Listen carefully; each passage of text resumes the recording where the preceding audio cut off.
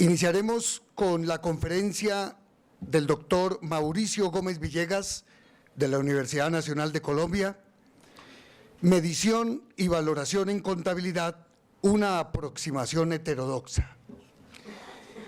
El doctor Mauricio Gómez Villegas cursó su pregrado en la Universidad Nacional de Colombia, obteniendo su título de contador público.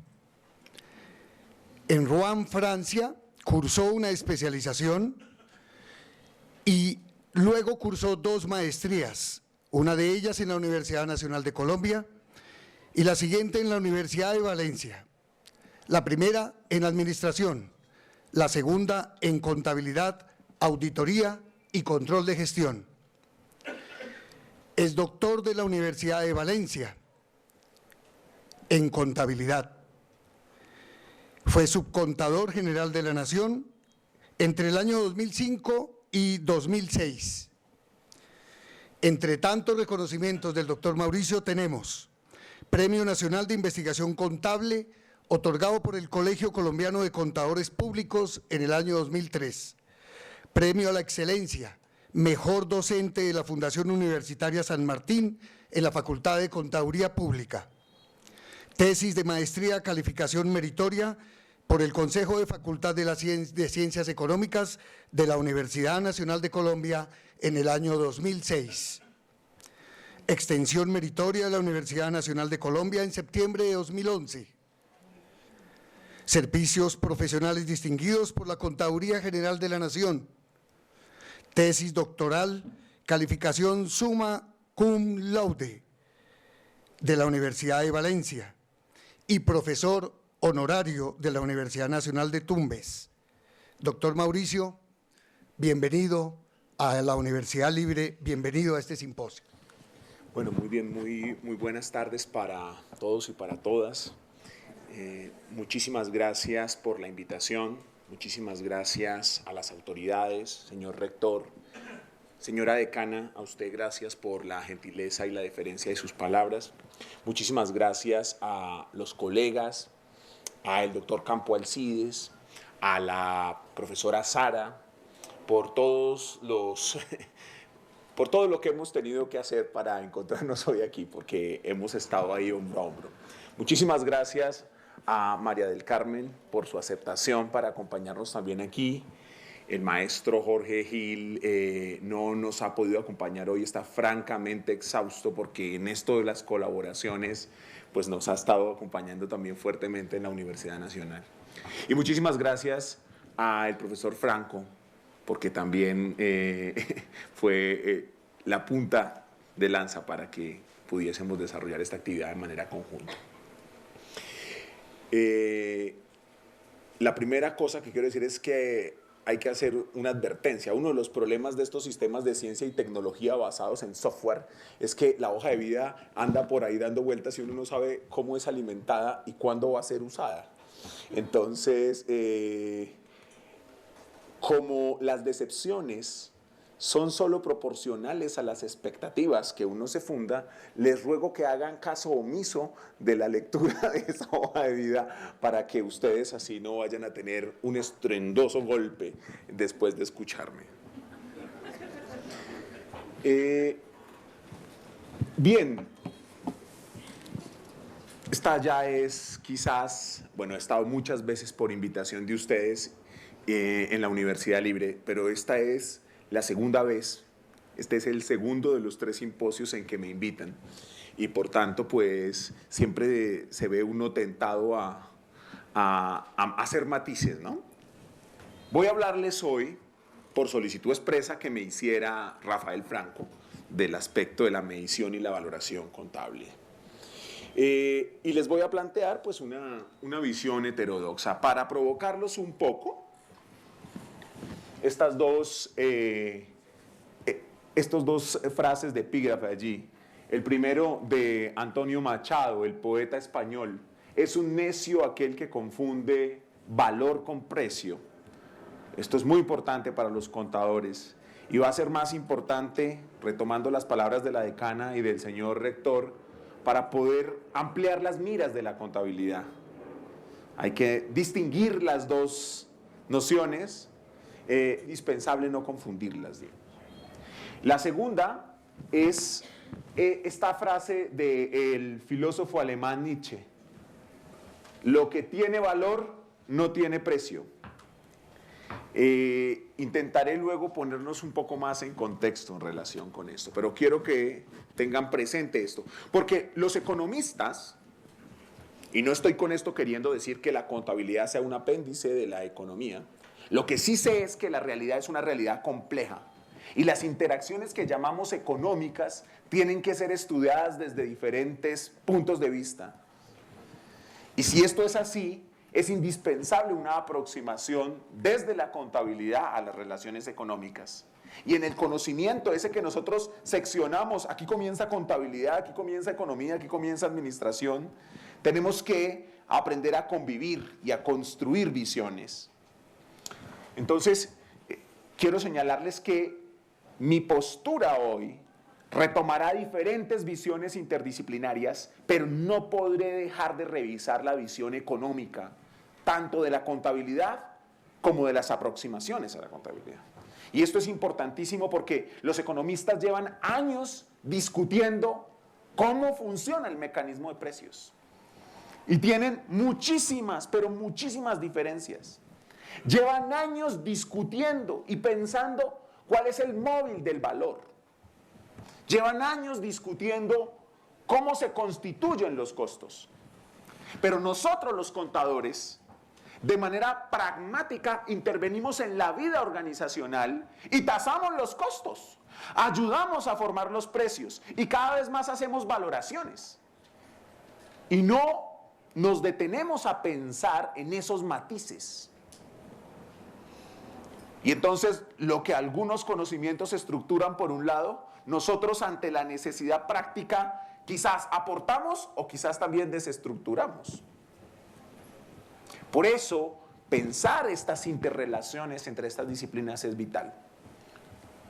El objetivo de mi presentación será mostrarles a ustedes una aproximación muy breve, crítica. La crítica es un ámbito muy amplio, pero yo quiero definir aquí crítica como la duda sistemática sobre lo que se nos plantea. Aquí voy a ser crítico desde el punto de vista de la duda sistemática. Y mi aproximación será heterodoxa porque no me voy a apalancar o no me voy a quedar tranquilo solo con las visiones dominantes económicas, sino que quiero presentarles unas miradas distintas del valor y de la medición en contabilidad. Pero tengo que hacer una advertencia. Como hay gente joven, hay profesores que me han escuchado muchas veces, entonces me van a decir, ¿y cuál es la propuesta? No, esta intervención no tiene objetivos ingenieriles. En ciencias sociales, y si la contabilidad está en el campo del conocimiento, no tiene una relación más o un lugar más estrecho que el de las ciencias sociales, nosotros no hacemos ingeniería, nosotros hacemos reflexión. Porque si las ciencias sociales le tienen que decir a cada individuo cómo comportarse, entonces las ciencias sociales serían ciencias autoritarias. Y lo que hace las ciencias sociales es entender cómo los seres humanos interactuamos, cómo construimos la acción social. Lo que pasa es que esa comprensión nos ayuda en la libertad a dirigirnos de unas maneras distintas. Así que no me pidan soluciones porque yo no soy ingeniero, yo quiero ser cientista social. Eso es lo que quiero ser. Por tanto, lo que yo les aporto es elementos para ampliar la comprensión. Eso es lo que espero poderles aportar. Comprensión, ampliar las miradas. Solamente hablaré de 3 temas. Ya he visto que aquí hay varias personas que estuvieron en la Universidad Nacional. Les prometo que haré diferenciaciones, matices, ampliaciones, porque es una cosa increíble. En la universidad estamos todos marketizados, en el sentido del marketing, ¿no? ¿Y cuál es el valor agregado de su conferencia?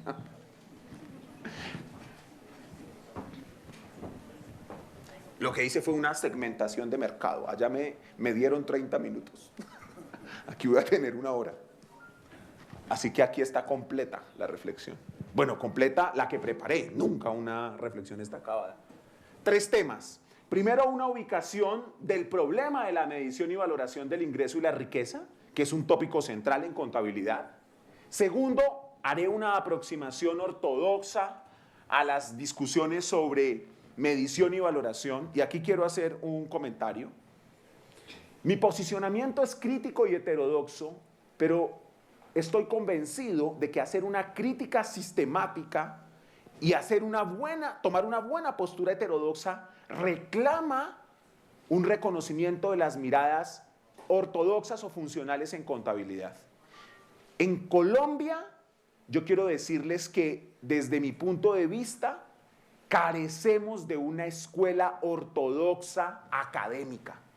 Tenemos muchos colegas que trabajan en la práctica, tenemos muchas universidades que tienen unos buenos vínculos con la industria, pero cuando yo observo el panorama nacional, veo mucha carencia de academia ortodoxa en muchas universidades. Y entonces eso es terriblemente crítico, porque tenemos que, los que queremos ser académicos y que tenemos una postura ortodoxa, tenemos que remar a 4 manos, porque también hay que hacer una revisión del ortodoxo. Entonces, una parte de mi presentación será esa revisión del ortodoxo, y luego una introducción, porque tan solo señalaré algunos puntos de una visión heterodoxa sobre los problemas de medición y valoración. Entonces, comencemos. Este cuadrito que está acá intenta simplificar la evolución de la contabilidad desde 3 arquetipos o metodologías distintas. La evolución de la contabilidad en los últimos 120 años. Ahora bien, hay que tener cuidado. Este cuadro fue producido hacia finales de los años 80 y de los años 90 para acá la contabilidad ha tenido evoluciones importantes. Así que el primer argumento que quiero señalar es, voy a hacer una breve ubicación de este cuadrito que fue preparado por Cañivano y Angulo, 2 importantes académicos en contabilidad, pero hago la salvedad de que debería complementarse porque ya está un poco desfasado.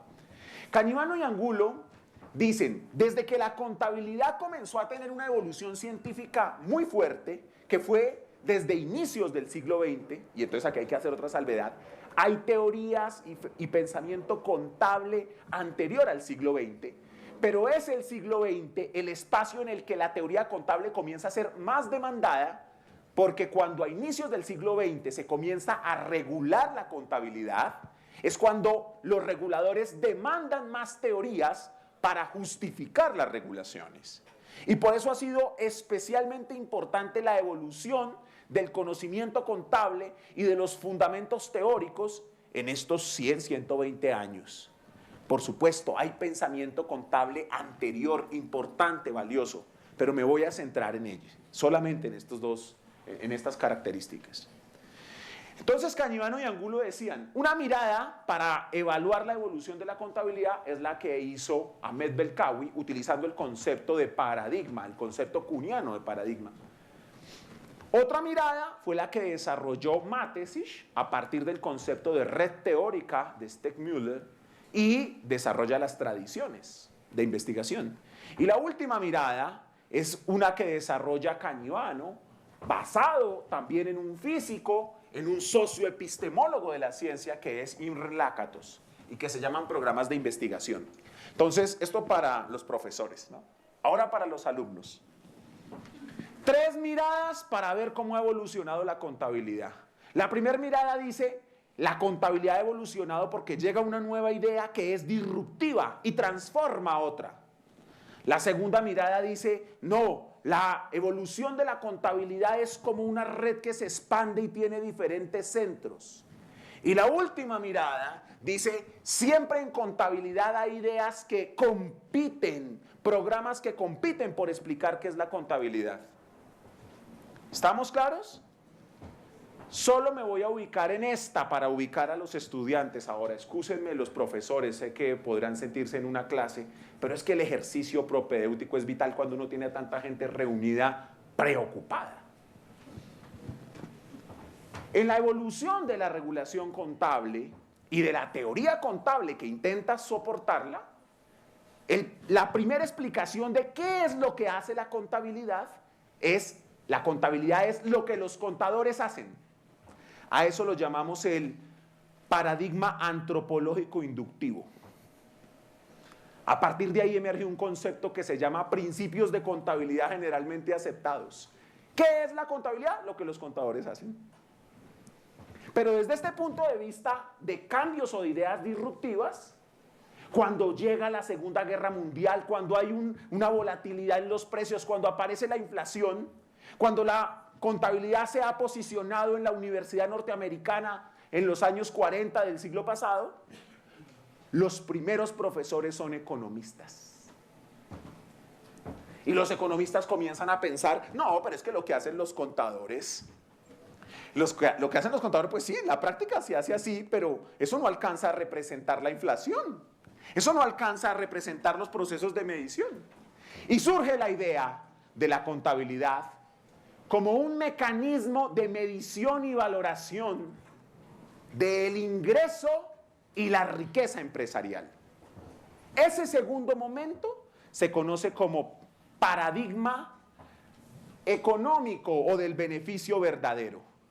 Es decir, en ese segundo momento se señala que el objetivo de la contabilidad es medir de una forma verdadera cuánto vale la riqueza que una empresa controla y cuál es el resultado de la utilidad empresarial. Y claro, y ahí ya no, la contabilidad ya no puede ser lo que hacen los contadores, sino que hay que comenzar a pensar cómo deberían obrar los contadores.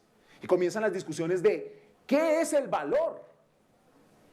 Y aquí para los estudiantes, es en ese entorno donde nos inventamos cosas como los métodos de valoración de inventarios, por ejemplo, y entran a la contabilidad.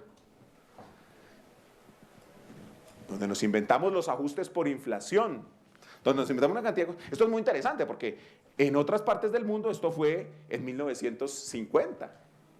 En Colombia los primeros ajustes por inflación fueron en el 86. Pero ahí no ha parado la cuestión. Ustedes que son jóvenes han llegado a una etapa donde sus profesores les han dicho, no, el rol de la contabilidad es ser útil para la toma de decisiones. ¿Lo han escuchado? Y uno lo verbaliza, ¿no? Y después la pregunta crítica es, ¿y qué es tomar decisiones? ¿Y cuáles son los usuarios? Esa etapa de la contabilidad se conoce como paradigma de la utilidad de la decisión. Desde ahí se ha dicho, no, nunca vamos a encontrar el valor verdadero del patrimonio empresarial. La empresa podrá valer muchas cosas. La utilidad, ojo que esto no es, lo voy a poner un poco caricaturesco, pero la utilidad, ¿cuánto quiere que le dé? Porque lo que se identifica es que la medición de la utilidad y del patrimonio contable dependerá de los objetivos y de los intereses para los que se prepare la información.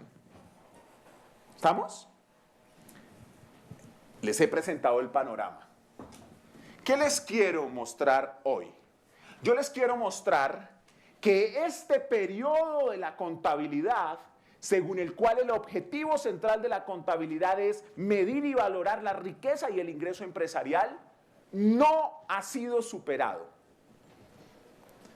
Y que por el contrario, lo que nos encontramos es en una etapa en la que se utilizan diferentes argumentos para justificar los cambios de criterios de medición y valoración previos, para transformar la lógica contable y llevarla hacia la lógica de las finanzas, pero que la contabilidad sigue inextricablemente atada al propósito práctico de medir y valorar la riqueza y el ingreso empresarial. Mejor dicho, voy a cerrar ya la conferencia, como hizo Gil el otro día.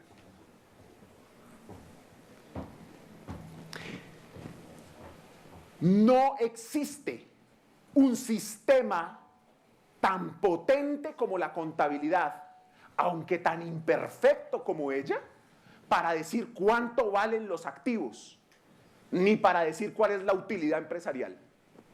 La potencia de la contabilidad y su preeminencia social no reside en la exactitud de sus mediciones, sino en su carácter autoritario.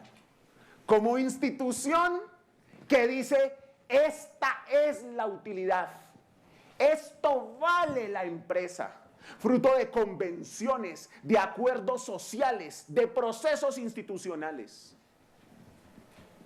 No es su exactitud, no es su utilidad por parte de los inversores en la bolsa lo que la hace una disciplina central para la sociedad. En la bolsa la gente decide de maneras muy diversas que hay que estudiar con mucho cuidado. Pero cuando se nos dice que la contabilidad tiene que mutar a ser útil para los mercados de valores, se justifica la transformación de su lógica institucional.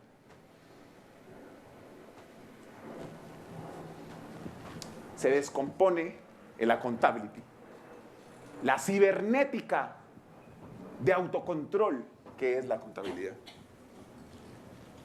Muy bien. Entonces, ahí acabé, digamos, la primera parte. Breve. Aquí me voy a controlar. Segunda parte. ¿Cómo hoy vemos el problema de medición y valoración en contabilidad? Lo que uno ve en el contexto práctico.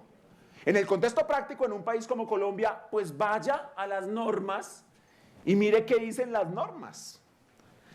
Hay profesores que se dicen teóricos y dicen, no, pues vaya al marco conceptual, que es donde está la teoría de la contabilidad. Entonces, vamos al marco conceptual, a ver qué dice el marco conceptual sobre la medición y la valoración contable. Este es el párrafo 454 de la última versión del marco conceptual. Y dice, medición es el proceso de determinación de los importes monetarios por los que se reconocen y llevan contablemente los elementos de los estados financieros para su inclusión en el balance y en el estado de resultados. Para realizarla es necesaria la selección de una base o método particular de medición. Y nos dice el marco conceptual, los métodos de medición son el costo histórico, el costo corriente, el valor razonable, el valor presente. Se adiciona a esto una norma meta, una norma mayor, más grande, que es la NIF 13, que se llama medición al valor razonable. Esa norma más o menos lo que nos dice es, el valor razonable son todos esos y otras cosas. ¿Estamos hasta allí? Muy bien. ¿Cuál es el problema de esta medición, de esta noción? Que subsume medición con valoración. Y lo que voy a mostrarles a continuación es que medición y valoración son cosas distintas.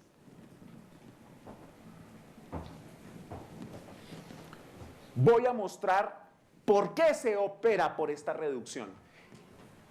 Rector, para poder hacer mediciones del impacto social de la empresa, para poder hacer mediciones de la riqueza cultural, para poder hacer mediciones del capital humano, quizás no podemos subsumir medición y valoración, porque son dos procesos distintos. Lo que pasa es que en el capitalismo avanzado, en el capitalismo de mercado, la valoración se torna omnipresente. La valoración es necesaria, como lo vieron los economistas clásicos, para el intercambio. Pero no todos los intercambios se dan en moneda. Y entonces la medición es vital. Aquí voy a colocar entonces el punto central, atención. La valoración es propia del intercambio de mercado. La medición, en cambio, es vital para la producción. Es decir, la valoración está preocupada por la asignación. La medición está preocupada por la producción, por la productividad. Y aquí hablo de producción y productividad en un sentido amplio, no solamente la producción pragmática para la subsistencia o el intercambio de naturaleza ampliada. No, de otra manera, lo explicaré más adelante. Con ejemplos. ¿Qué dice el marco conceptual hoy? Esta es una cosa maravillosa, porque es que esta sí es una perla estupenda. En el objetivo 11 del marco conceptual, el párrafo dice: en gran medida los informes financieros se basan en estimaciones, juicios y modelos, en lugar de representaciones exactas. El marco conceptual establece los conceptos que subyacen en esas estimaciones, juicios y modelos. Los conceptos son las metas que se esfuerzan en alcanzar el consejo, se refiere al IASB, y las personas encargadas de preparar informes financieros. No nos debemos alarmar, porque aquí hay que aclarar el pensamiento. La contabilidad clásica y las visiones de la contabilidad como medición, en el paradigma económico del beneficio verdadero, tampoco eran mediciones exactas. Siempre han sido mediciones muy amplias, no son precisas. Lo que pasa es que son mediciones y valoraciones soportadas en el consenso social. La diferencia es que este cambio en las normas internacionales es que ahora las mediciones y valoraciones sean individuales, basadas en supuestos y en modelos, que es distinto. La medición del precio, profesora, de sus gafas es una medición muy amplia. No podemos decir con exactitud que cuando ella compró estas gafas, que en ese momento estaba de moda el morado y Ray-Ban, entonces ella fue y dijo: y tan bonitas, ¿cuánto valen? Porque eso es como uno pregunta, ¿no? Uno no pregunta cuál es el precio, ¿cuánto valen? Entonces, ella no las compró en una óptica de gran nivel donde no le rebajan a uno nada, sino que la señora le dijo: sí, valen 1 millón. Uy, no, están muy caras. Y la señora que no había vendido, le dice: bueno, ¿y entonces cuánto da? No, tengo 700.000. No, señora, pero es que ¿quién compra pan para vender pan? 800.000. Está bien, démelas.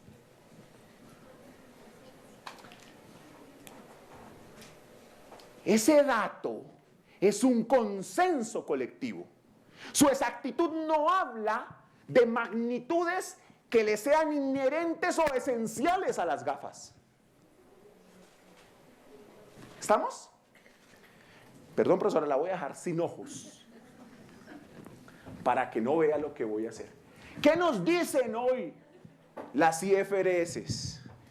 Nos dicen: no, al cierre del ejercicio, usted va a decir que este activo, si es activo, tiene la potencialidad de generar beneficios económicos futuros. Hágame el favor y dígame cuánto valdrá en el futuro. Y entonces ella se sienta sola en su casa a reflexionar y dice: no, Ray-Ban, eso cada vez más los chicos. Cuando yo las compré no estaban de moda. Ahora todos los chinos por ahí con gafas que son de sol y poniéndole lentes. Estas gafas van a valer pero harta plata. Cuando yo me las ponga, todos dicen: uy, profe, ¿cómo se ve de bien? Y entonces voy a comenzar a dictar más clases y los muchachos me van a pedir y en la universidad me van a dar más clases. Entonces voy a tener más clases que me van a pagar a un precio la hora. Y lo traigo al valor presente y las gafas ahora valen tanto. ¿Ven la diferencia? Ambas mediciones, valoraciones, aquí me estoy refiriendo solo a la dimensión del valor, son terriblemente imprecisas, contextuales. Lo que pasa es que unas están basadas en el consenso colectivo, externo, socializado o intersubjetivo, y la otra es un modelo, un juicio, una estimación, como lo era la otra. Así que hay que tener cuidado. No podemos verbalizar que el costo histórico es exacto. El costo histórico no es exacto. El costo histórico es una convención, un acuerdo intersubjetivado. Útil para hablar de unas cosas y no útil para hablar de otras. Profesora, sus gafas. Claro, dirá el señor Philip Kotler.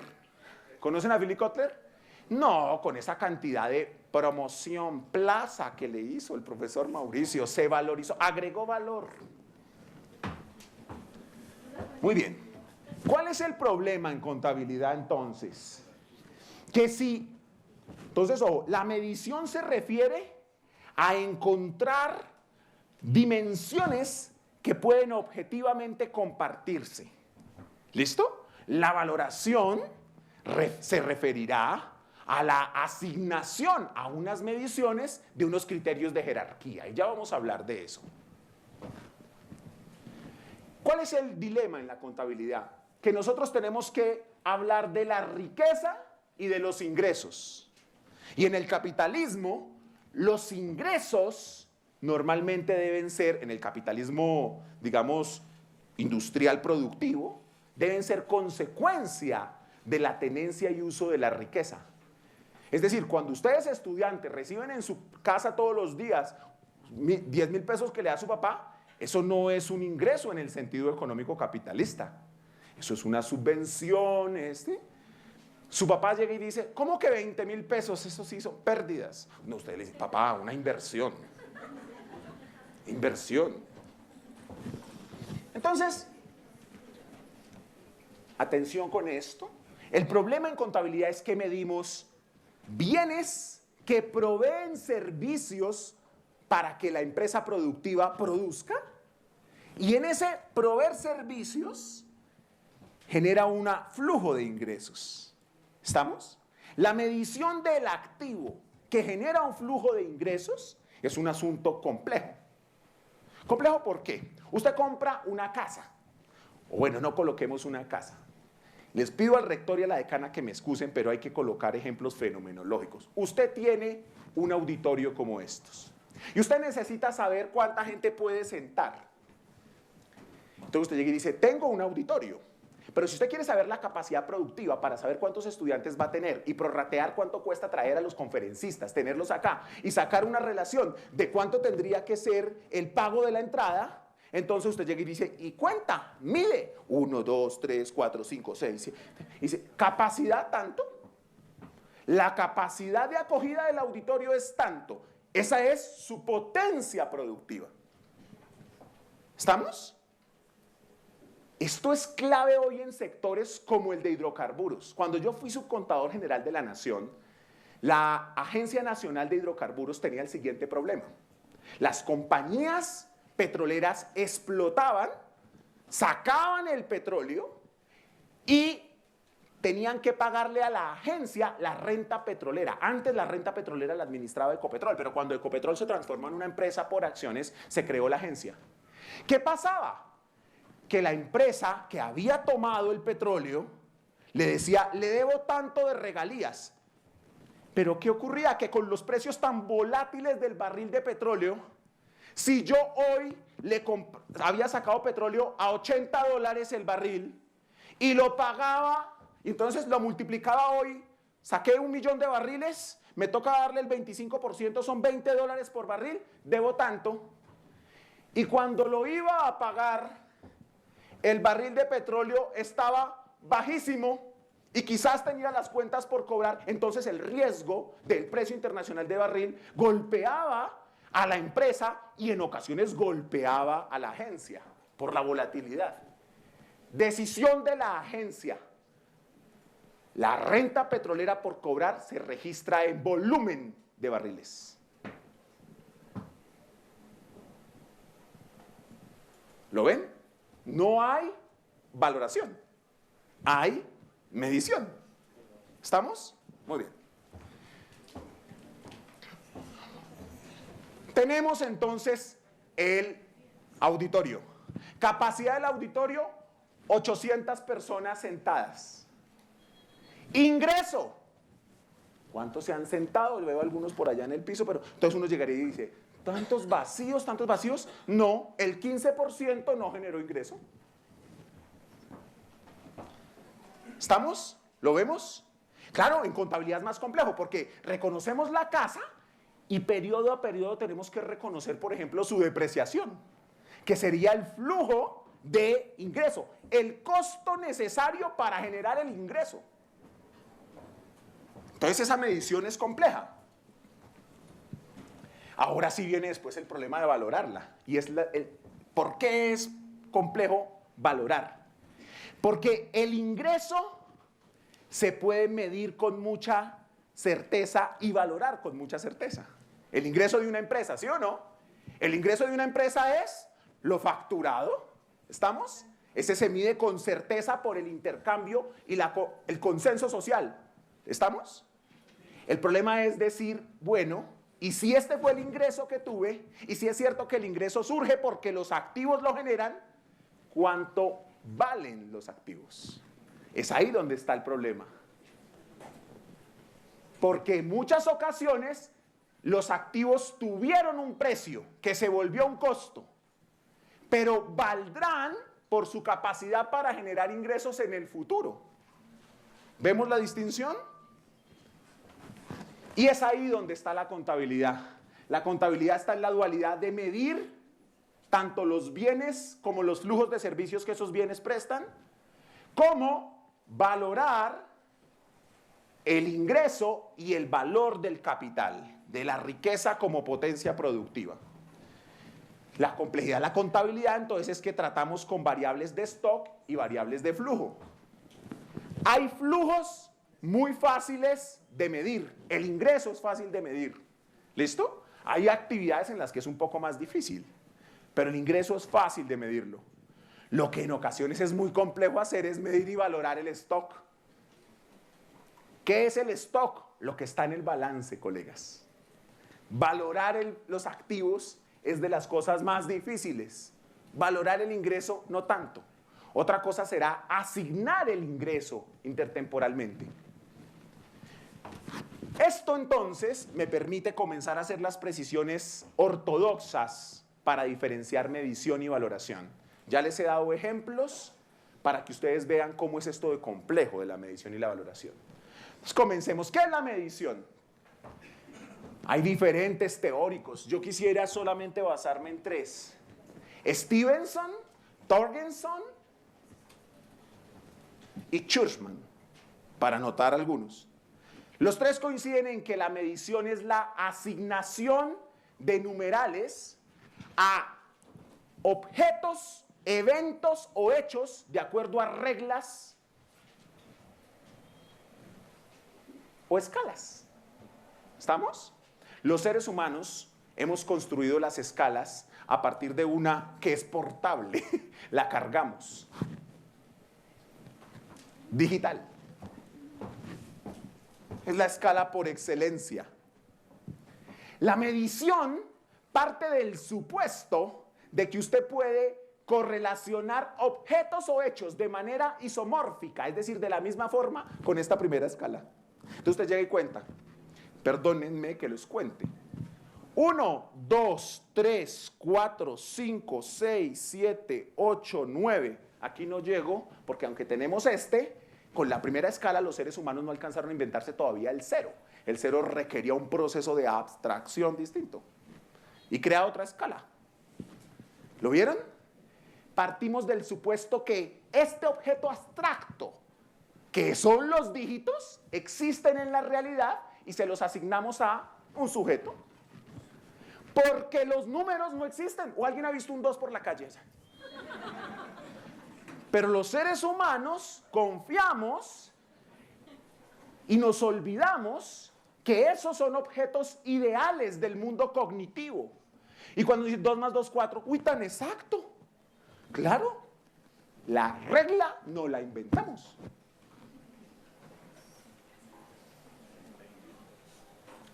Hay que hacerse consciente de esto. Es que, profesor, yo estoy en contabilidad porque es que es tan exacta, ciencia exacta. Y el profesor, ojalá no le cuadre el ejercicio al profesor. Uy, ese profesor más chimbo, malísimo. ¿No le cuadró?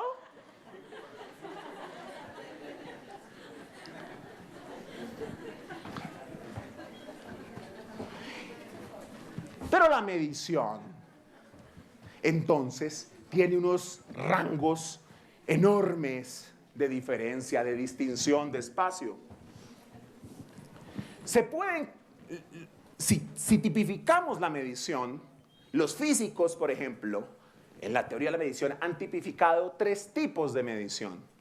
La medición fundamental, la medición derivada y la medición por autoridad. Me voy a concentrar en la de autoridad, porque es la medición que hacemos en ciencias sociales. En ciencias sociales medimos interacciones sociales, sobre las que no existen objetos materiales, sino relaciones fluctuantes de los sujetos.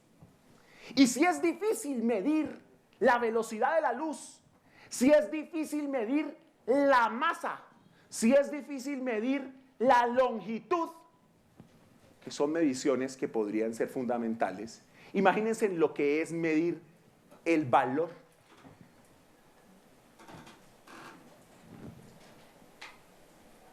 ¿Ah?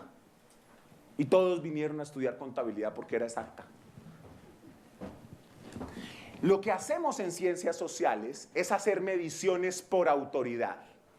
¿En qué consiste la medición por autoridad? Que quien mide conoce el contexto de las interacciones, de las relaciones, y se ha hecho experto, además de que socialmente tiene la condición de, por esa experticia, ser un medidor legítimo. Esos somos los contadores. Los contadores somos los sujetos que socialmente somos los medidores legítimos de la riqueza y del ingreso. No es que seamos medidores exactos. No es que nuestro rol sea, no, pero que para que la empresa se... ¿Usted qué es útil para la empresa? Usted es revisor fiscal, usted no es nada útil. Montemos las SAS. Es que la importancia de la contabilidad no reside en la exactitud, sino en que cuando yo digo, esto vale el activo, él confía, ella confía, todos confían. Porque dicen, es que lo hizo el medidor legítimo.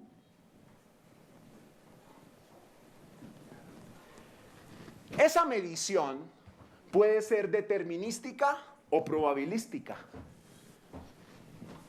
La medición determinística supone que la relación escala-número es una relación unívoca, directa, concreta,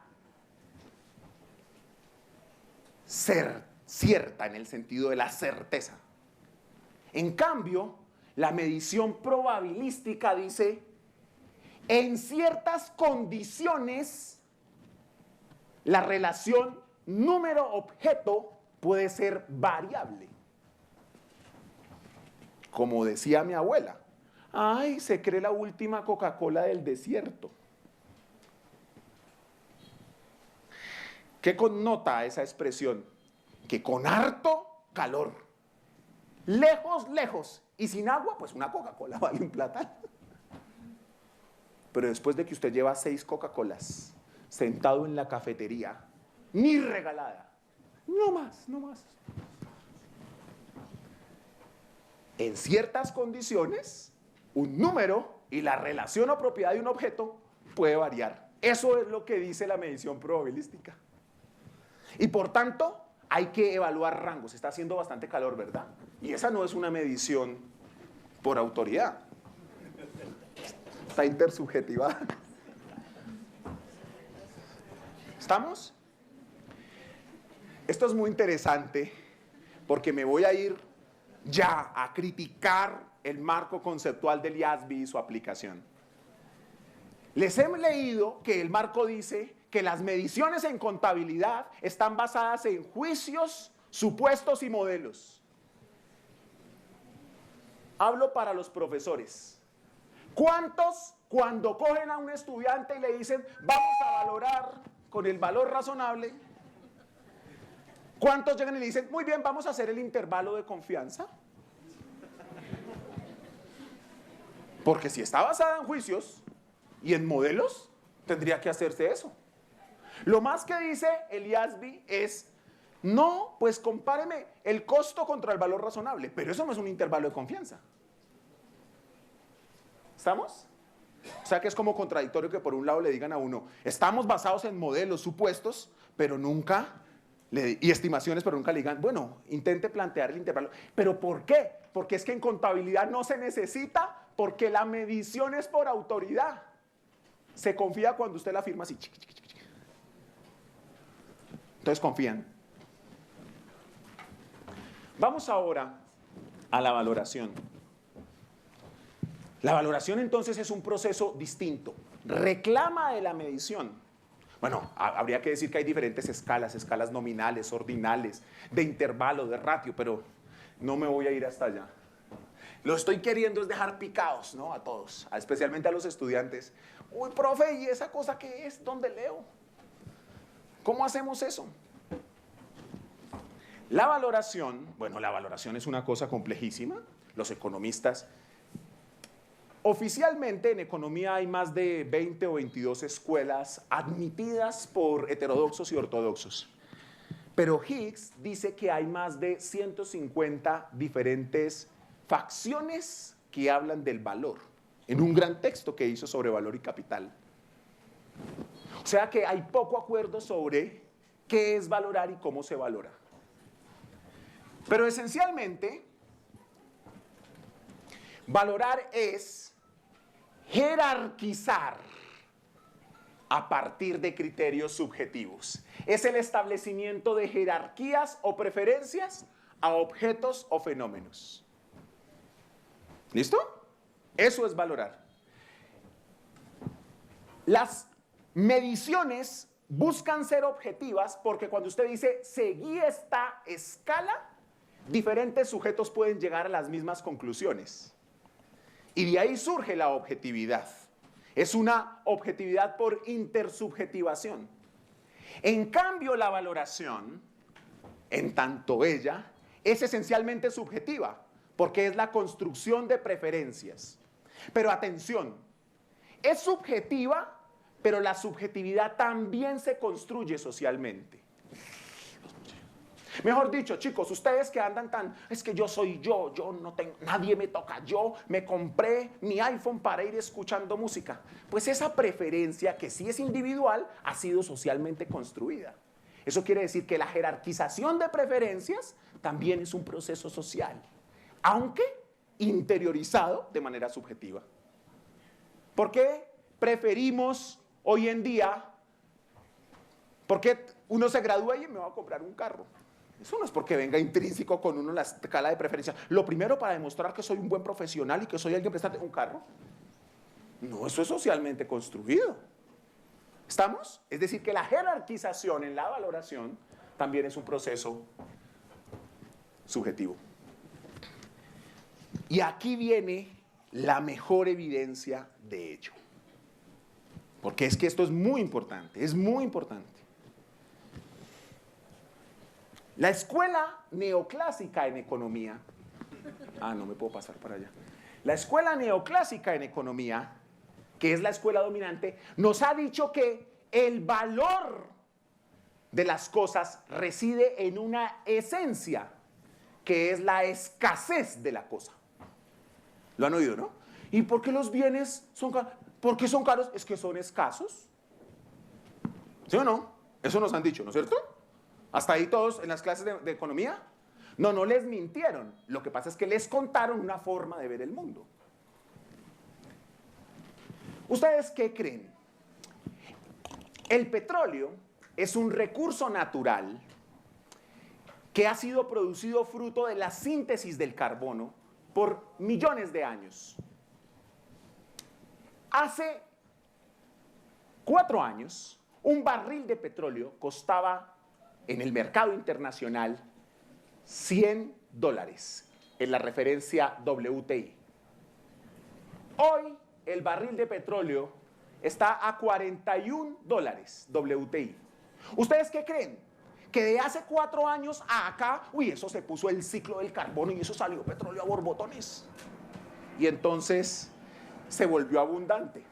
¿O será que hoy hay menos consumo y demanda de petróleo cuando por año en un país como Colombia se venden 270.000 carros.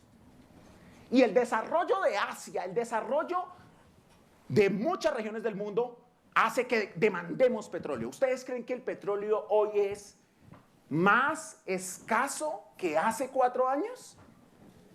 Sí, pero hoy el petróleo es más barato, ¿o no? Hoy, por eso, soy más estricto. Hoy. Esta es una comprobación empírica que falsea la idea de que el valor es intrínseco a los objetos. El valor es una relación social. ¿Estamos? Y como relación, el valor surge de relaciones sociales.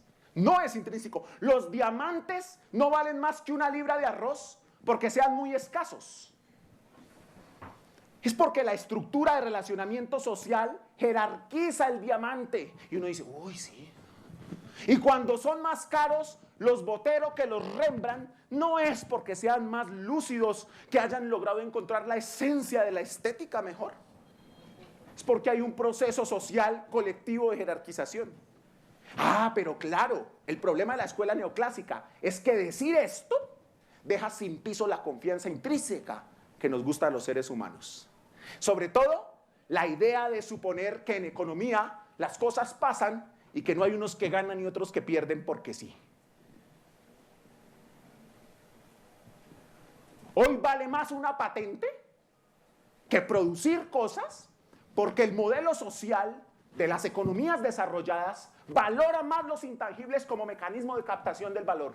Pero todos tienen que comer huevos, arroz, pollo. Lo que pasa es que socialmente se subvalora al que produce los alimentos. Hoy hay que ser financiero o de marketing.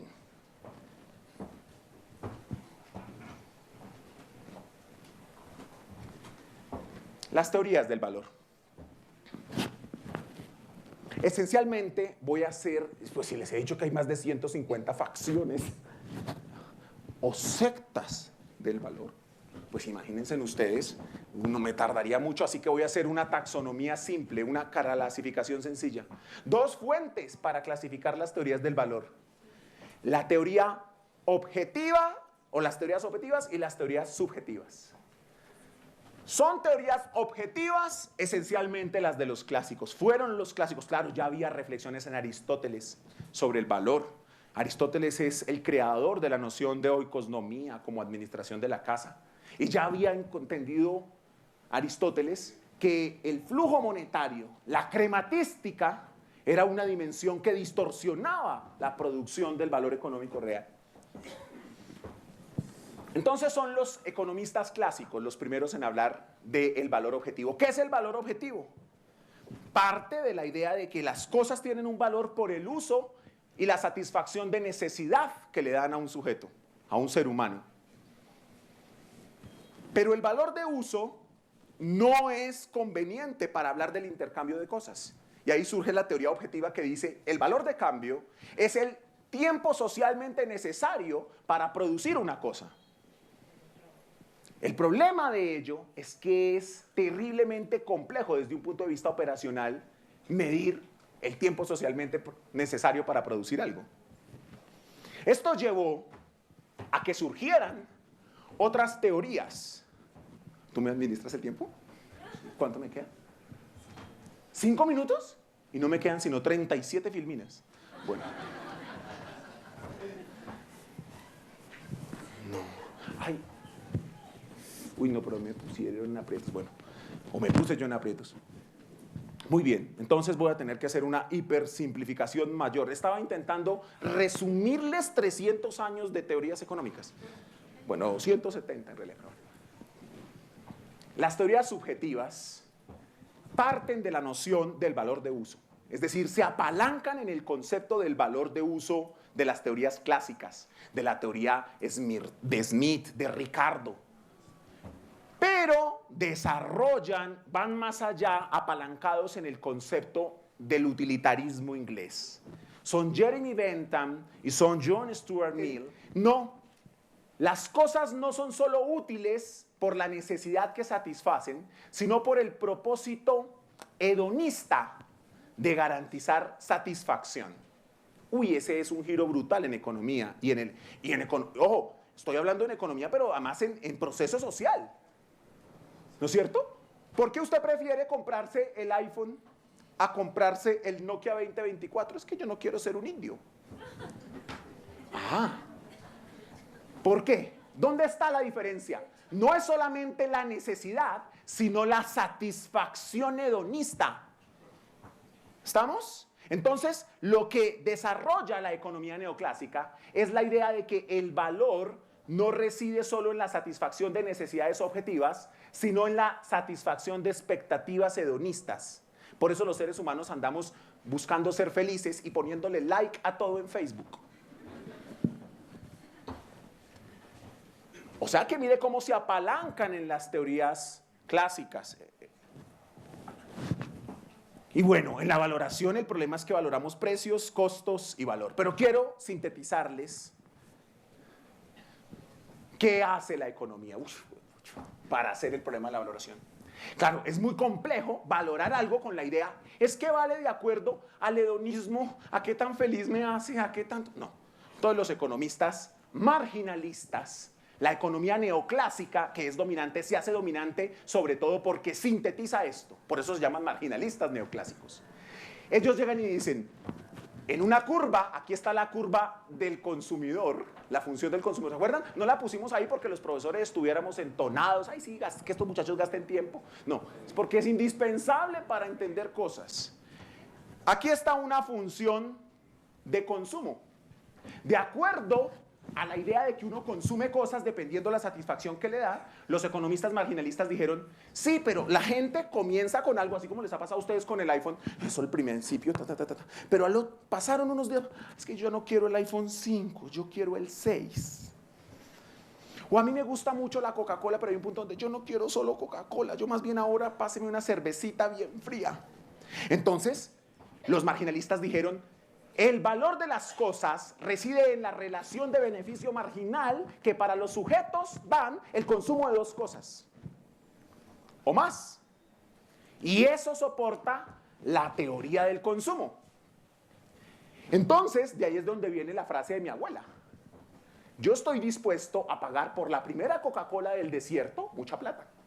Pero cada vez que me consuma otra Coca-Cola, otro poquito más, el beneficio marginal, la satisfacción, el hedonismo que me da, va disminuyendo. Y como va disminuyendo, mi disposición de recursos para consumir otras cosas va aumentando. El valor de las cosas, dirán los marginalistas, es la relación que existe a partir de una restricción presupuestaria del consumo de cosas. ¿Estamos? Hasta ahí todo va bonito. Luego, los mismos marginalistas dijeron, ay, pero eso no nos habla de cuánto valen las cosas. Habla de cuánto está alguien dispuesto a dar por ellas. Los neoclásicos dijeron, no hay problema, se le tiene. Si usted coge y suma muchas funcioncitas de estas y cambia ya no bien Y con bien X, sino capital con trabajo, usted va a saber cuánto se va a generar de ingreso por la producción de esas cosas. Porque la teoría neoclásica dice, el costo de algo es el costo marginal que alguien pagaría por ese algo. Y ese costo marginal en la teoría neoclásica es igual al precio de mercado. Para la economía neoclásica, las empresas venden al costo marginal y por eso esta es la maravilla del equilibrio. Todos vivimos felices porque lo que pagamos es el costo último de producción de cualquier cosa, porque si no en el mercado otro innova y lo saca más barato. Entonces todos tienden hacia abajo. Y en el equilibrio neoclásico, el precio es igual al costo marginal. Y entonces, lo que dicen ellos, lo que dicen los neoclásicos marginalistas es, para saber cuál será el precio y la función de producción, usted coge los consumos agregados, los mira en la relación capital-trabajo y aquí tiene la función de producción. En concreto, ¿cuánto valen las cosas? lo que va a pagar el consumidor por ellas en el futuro. Y ahí se inventan que una cosa vale el valor presente de los flujos futuros. ¿Está comprendido? Esto es vital entenderlo para poder entender en dónde nos estamos metiendo. Por eso, entonces el modelo Yasby nos habla del valor razonable, ustedes lo conocen. El problema del valor razonable es que esa norma, que es una contradicción brutal, que solo existe en el universo de los mercados perfectos. Uy, pero estoy muy mal de tiempo. Bien. Sintetizo la crítica, no voy a alcanzarla a hacer toda, pero la medición al valor razonable, especialmente en el modelo Market to Model, es decir, suponer que hoy podemos saber cuál es el valor presente de los flujos futuros que genera un activo, solo es posible en el mundo de los mercados perfectos, pero la contabilidad es innecesaria en el mundo de los mercados perfectos. Si hay un mercado perfecto para decir cuánto vale el videobeam, no se necesita contabilidad. La contabilidad se necesita porque hubo un momento en el que se adquirió y ahí hubo un mercado, se pagó un precio. La contabilidad es el sistema que dice, con el paso del tiempo, ¿cuánto vale ahora?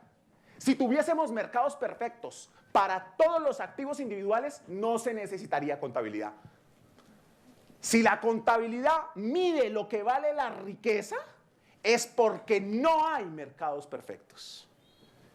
En el mundo de los mercados perfectos no se necesita contabilidad, porque los precios los darían los mercados. ¿Está claro? He sintetizado ahí también muchos años de... Bueno, pero esta sí tengo que decirla porque es que esta es muy bella.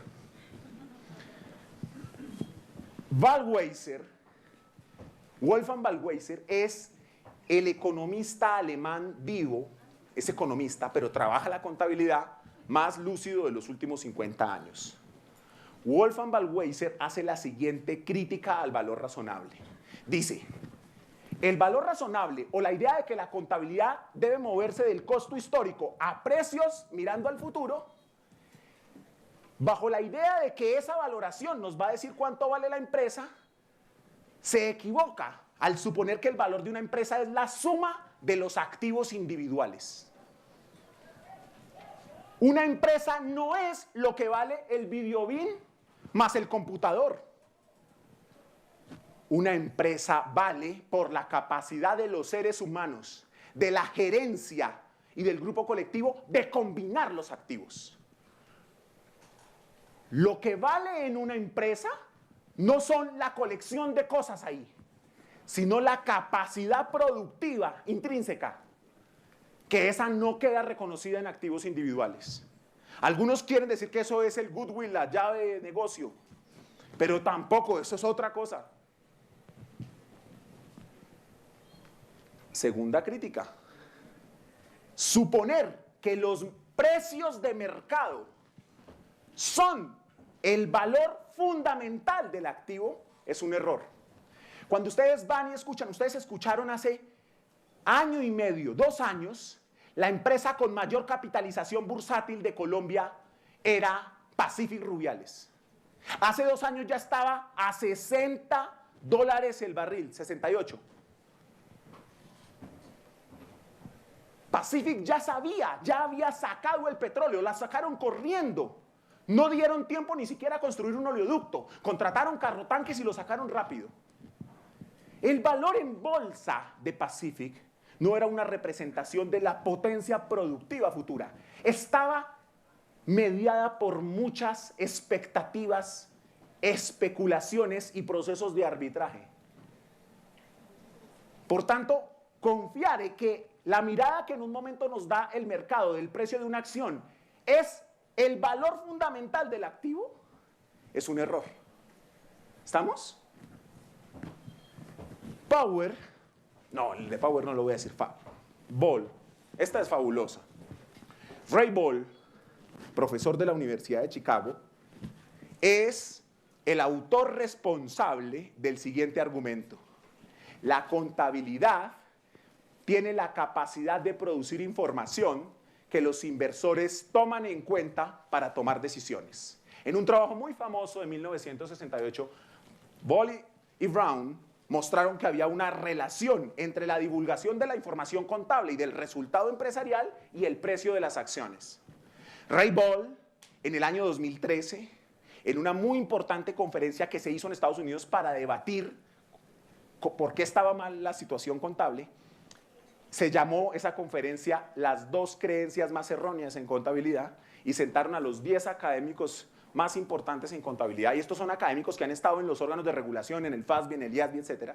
Ray Bolle dijo, empezó diciendo así: la ciencia nunca es exacta. Ser científico es equivocarse. ¿Listo? Porque si no, no sería ciencia, sería dogma. Y entonces dijo, me malinterpretaron. La evidencia existente muestra que el rol fundamental de la contabilidad no es proveer información a los mercados. Porque los precios de las acciones en los mercados se forman de una manera ex ante, gracias a la acción de los analistas, gracias a la información que se va botando, gracias a la observancia de los fundamentales.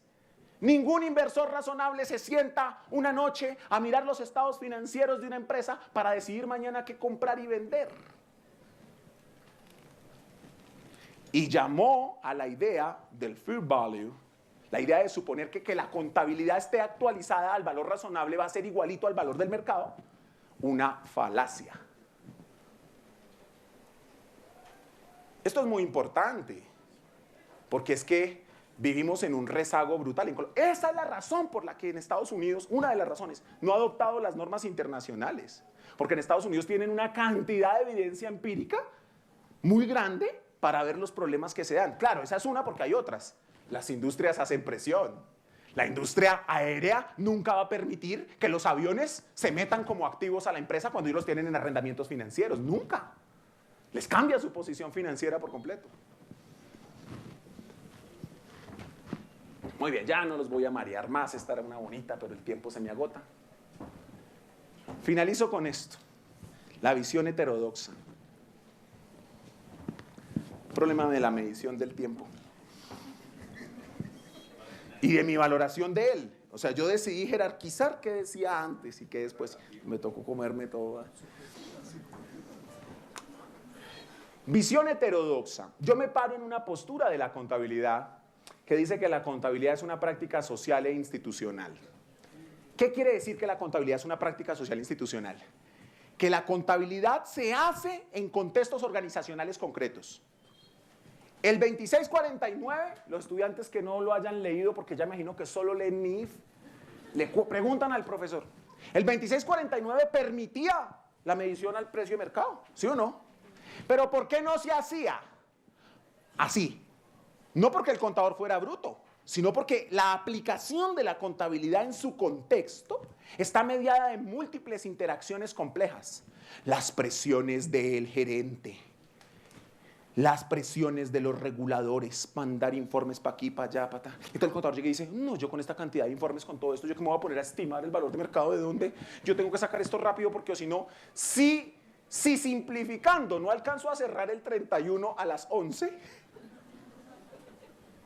si me pongo a hacer comparaciones del precio de mercado, del valor razonable, no acabo.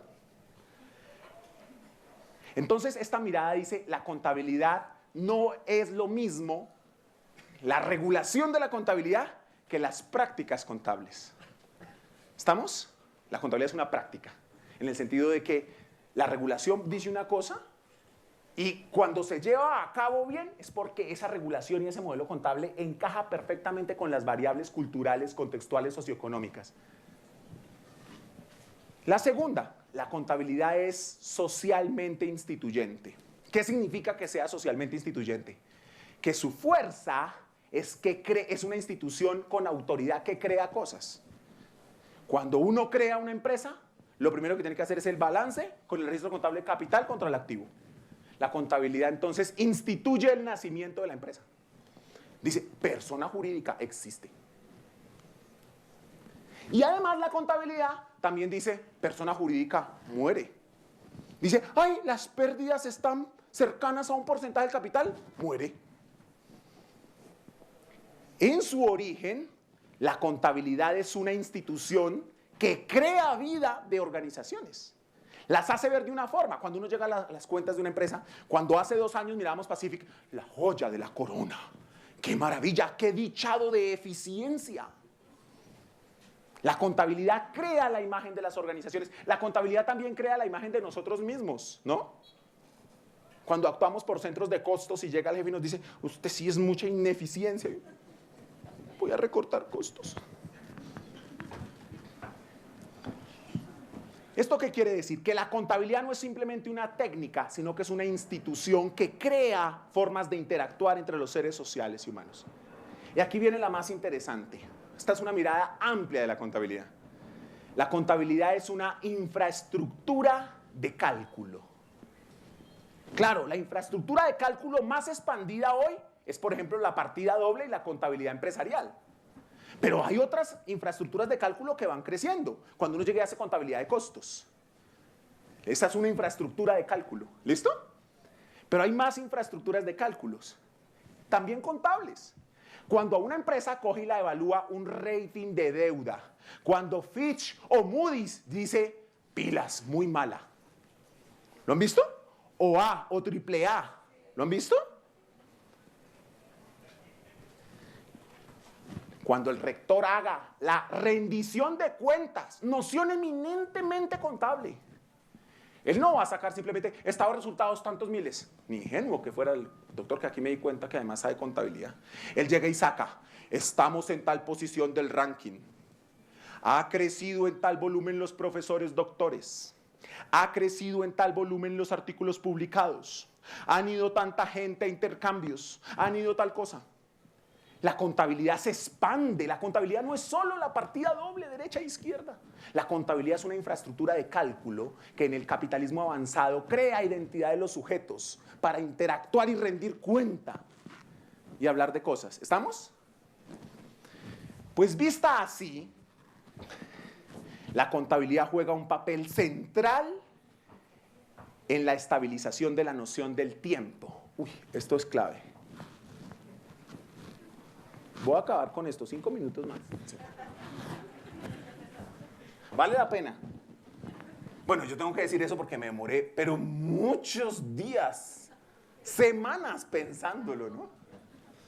Entonces yo no quiero desvalorizarme tan rápido. Miren lo que se nos ha dicho de la contabilidad convencional. La contabilidad es la memoria de los hechos. Eso nos lo han explicado los profes, ¿no? Claro, es que toca registrar en el momento en el que ocurre, porque es que si no usted se olvida. ¿Sí o no? Y la memoria de los hechos, y nos dicen, es que toca registrar ya. ¿Sí o no? Que hay que causar en el momento en el que ocurre. La contabilidad tiene una relación con el tiempo brutal, porque lo estabiliza. ¿Estamos? Miremos los principios contables convencionales a la luz de su relación con el tiempo. Periodo contable.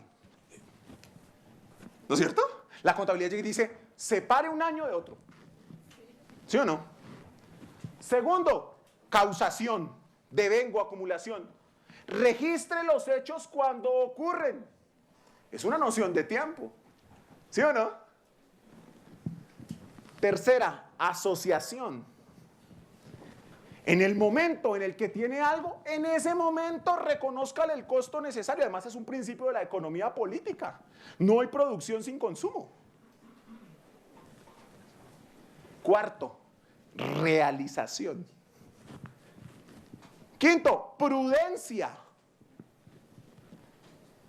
Ahora no se ponga a estimar que eso le va a llegar mucha plata, porque de pronto queda como las cuentas de la lechera.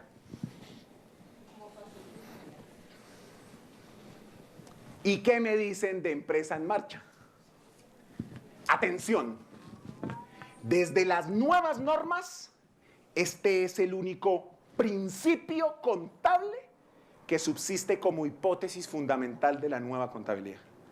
Los otros no son principios contables, los otros son otra cosa. A veces características, a veces condiciones de mejora. Pero principios,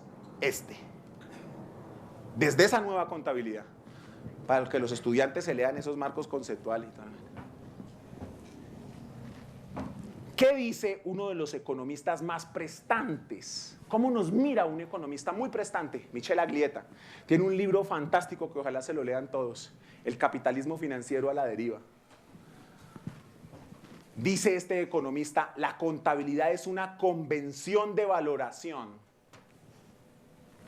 institucionalizada en un espacio-tiempo determinado.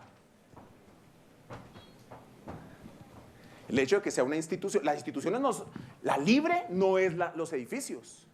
Ahí se lo pasan todo. La libre es lo que dijo el rector. Aquí, libres pensadores, ¿dónde está lo social? Las instituciones son valores, formas de ver. Yo soy de la Nacional, no porque me haya venido con la mochila, que no tiene nada de malo. Yo soy de la Nacional porque tengo un posicionamiento frente al mundo y unos valores. Porque uno los carga. Los seres humanos somos seres institucionalizados e institucionalizantes. El profesor Franco llega y se va a dar la conferencia y se quita acá.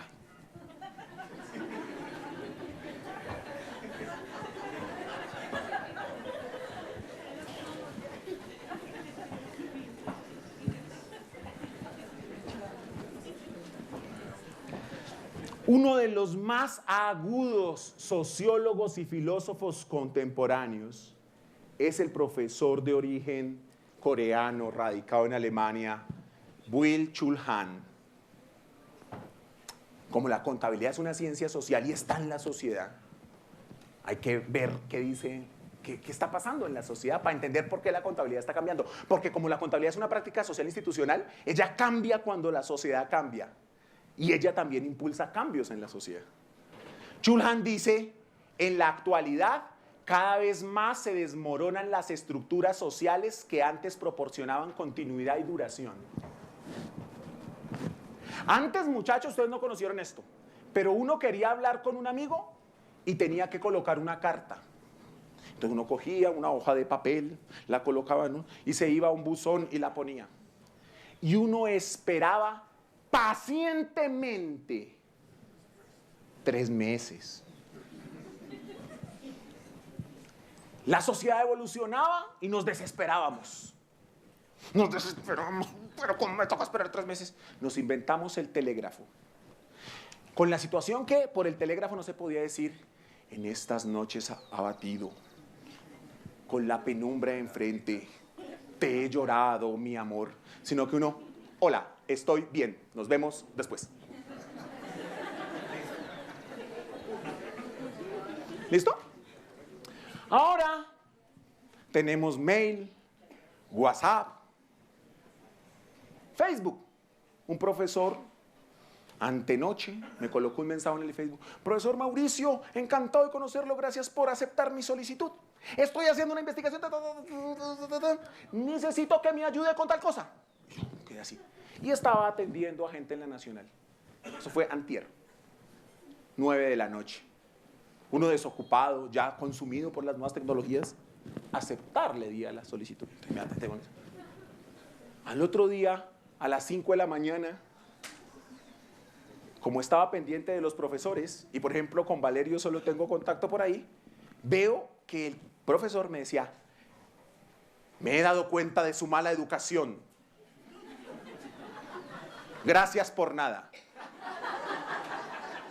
No, es para reírse, pero ustedes saben que entre la, ¿no es cierto?, entre la comedia, primero como tragedia y después, primero como comedia y después como tragedia, dijo Marx. ¿Se dan cuenta cómo vamos desmoronando el tiempo? No es que el tiempo vaya más rápido. ¡Ay, cómo pasa rápido el tiempo! Es que nuestra forma social de estar en él está variando tanto por los procesos técnicos, tecnológicos como sociales. ¿Estamos? Dice Chul Han, la destemporalización generalizada implica la desaparición de los cortes temporales y las conclusiones, los umbrales y las transiciones que son constitutivas del sentido. Esta velocidad nos deja sin sentido. ¿Ya? A usted, como es tan demorado decir, oye, te quiero mucho, te amo, entonces uno le manda un... y sale así. Y entonces se pierde el sentido. Cuando a uno en una carta le decían, te amo, y se la mandaban de 1500 kilómetros y tal, entonces uno lloraba sobre la carta. Hoy, usted frente al WhatsApp y él sale...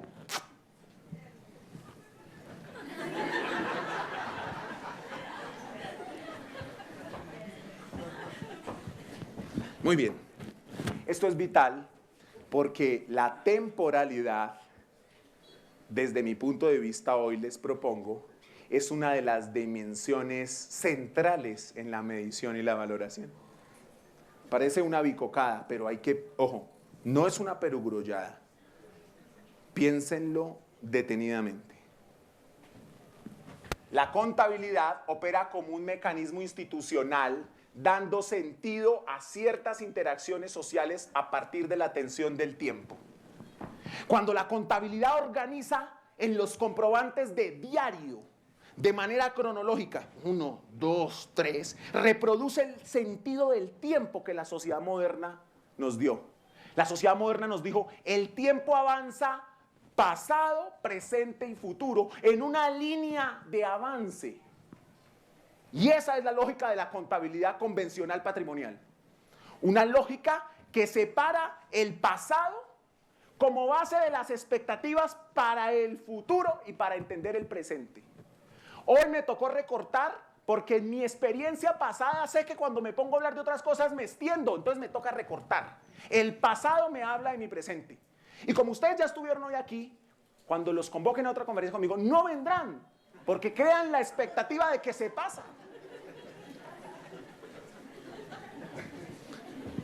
Los seres humanos vivimos en contingencia, en incertidumbre, pero construimos instituciones sociales que nos ayudan a reducirla para vivir en ella.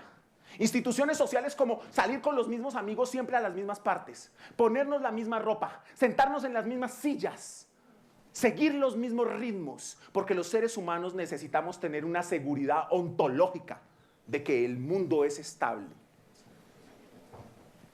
La contabilidad participó de ese proceso construyendo la secuencia pasado, presente, futuro. Pero hoy la contabilidad, con esta agonía del mundo contemporáneo que no quiere cortes ni procesos, no nos dice cuánto costó el activo en el pasado, sino que nos dice, traiga el futuro a la hora. Y todos somos unos contentos sumadores, porque cogemos la hoja de Excel y decimos, futuro, valor futuro, futuro. Supongamos que se van a vender 300 camisas. Supongamos que la tasa de descuento es el 8%. ¿Cuánto da? 200,000. Y dice el profesor, muy bien, 5, el valor. Es más porque está institucionalizada esa noción métrica del valor futuro como valor presente, que aceptamos que eso es un valor, negando que el valor es un proceso intersubjetivo socialmente construido. Y allí viene la debacle. Si el valor ya no va a ser el proceso social consensuado o construido, sino lo que la empresa hace y su contador sentado haciendo cálculos, entonces el sistema colapsará. La pregunta crucial es, ¿quién está interesado? ¿Quiénes están interesados en esto? Hoy la contabilidad hace transversal, no, traiga del pasado para el futuro, del futuro para el presente, y no hay línea temporal.